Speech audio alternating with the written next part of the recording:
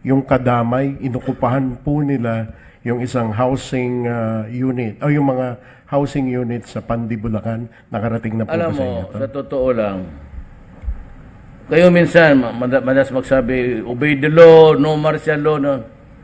But kayo naman, pag kayo na ang gustong,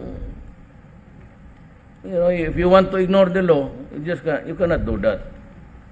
I will force the issue with eviction.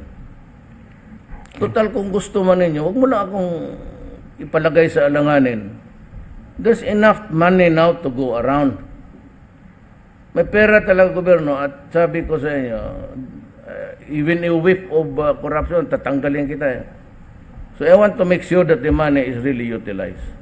I can give some but not all. But you will have if you want. Daan lang natin sa dialogo. Huwag yung ganon kasi pagka ganon, it's anarchy. Pagka, you'll just give me the excuse to do not do that. Kasi maglabas niya parang inutil na rin ang gobyerno. Huwag mong gawain sa akin. Nung panahon siguro na ibang dumaan. Pero sa akin, I will do what I have to do.